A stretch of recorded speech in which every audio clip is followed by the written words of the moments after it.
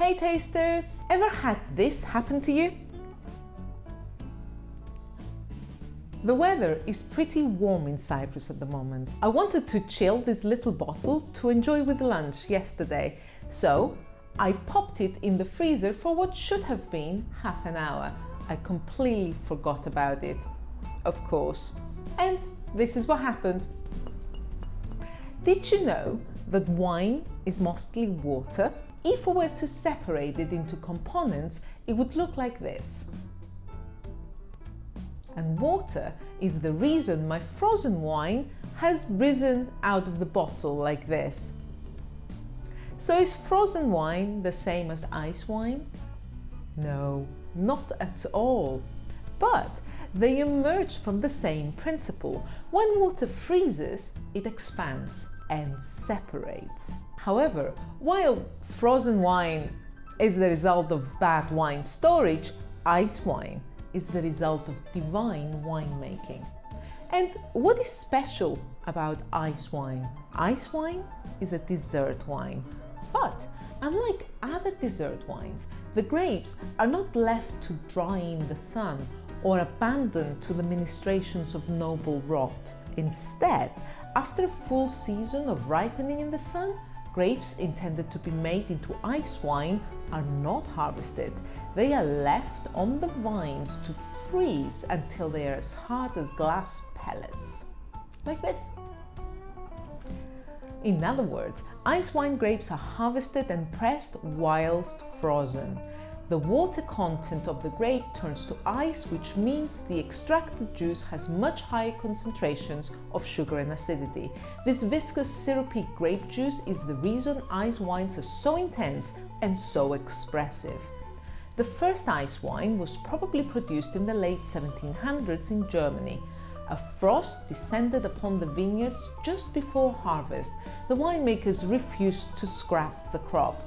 They harvested the frozen grapes and pressed them while still frozen to extract the tiny amount of juice that had not turned into ice. And by this happiest of accidents, this act of desperation, the super concentrated, super sweet juice was for the first time fermented and transformed into the magnificent nectar that is ice wine. As you can imagine, a very harsh winter is required to make natural ice wine. Most winemaking regions in the world simply do not qualify and never will.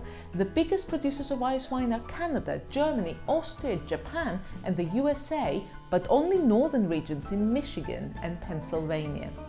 There are many different ice wine grapes. All of them are varieties that grow well in cold climates, such as Riesling, Gewürztraminer, Gruner Veltliner, Cabernet Franc, Merlot, Chenin Blanc, and the French-American hybrid Vidal Blanc. And what does ice wine taste like? Ice wine is decadent and luscious. It explodes with heady aromas of tropical fruit such as lychee, papaya and pineapple, as well as ripe stone and garden fruit such as peaches, apricots and pears. The subtle floral aroma of organic honey is prominent, intense and enchanting.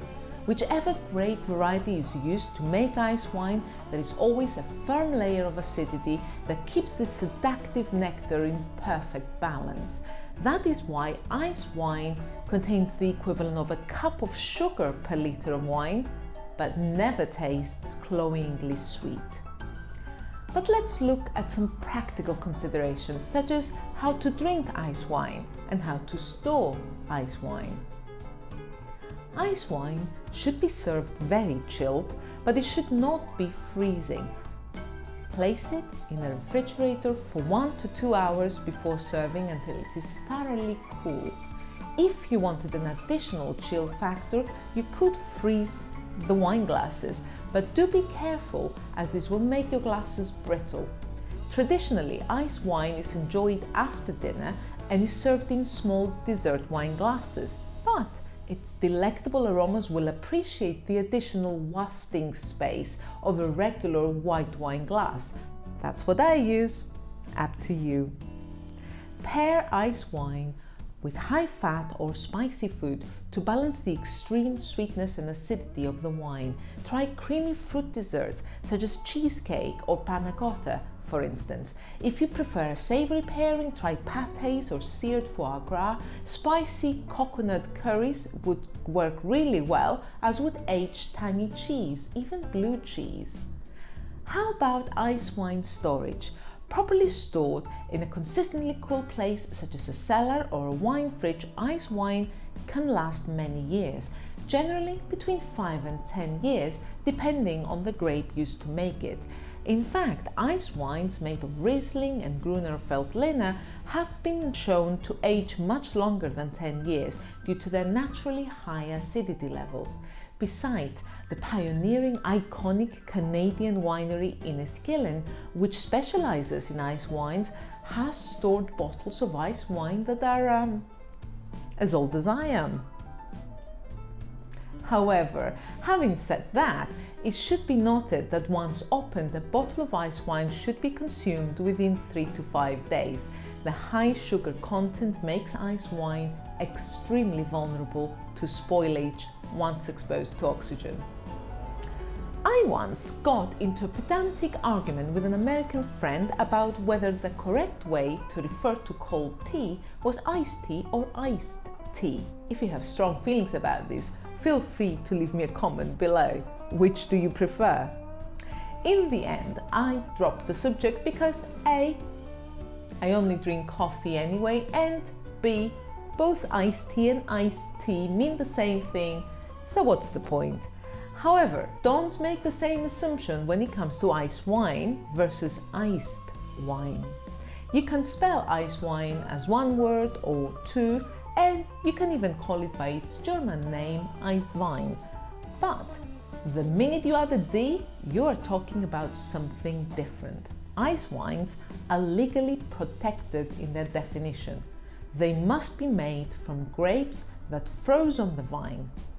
Iced wine, on the other hand, is made from grapes that are harvested normally and mechanically frozen after the harvest. They can be perfectly lovely dessert wines, but nowhere near as delectable as the genuine article. Having said that, iced wines, being much less expensive to produce, are far more affordable than ice wine. Are you curious about this style of wine? Are you hesitant to splurge on an expensive bottle of ice wine without being sure you'll enjoy it? Go ahead and try iced wine first. I won't tell. It's true that many people bemoan the high prices of ice wine. On average, the tall and slender bottles, which contain half the wine of a regular wine bottle, cost up to $100 or euros. But consider the following. As well as risking losing the crop to rot in warm winters, harvesting ice wine requires being outdoors in sub-zero temperatures at night during the coldest time of the year. When crushed and pressed, these frozen grapes may or may not release 1/5 of the juice of regular grapes, and the resulting juice is so very sweet that it requires more attention than a newborn baby during an extremely slow 6-month-long fermentation. If it was you who had to go through all that, how much would you charge? So, there you have it, tasters.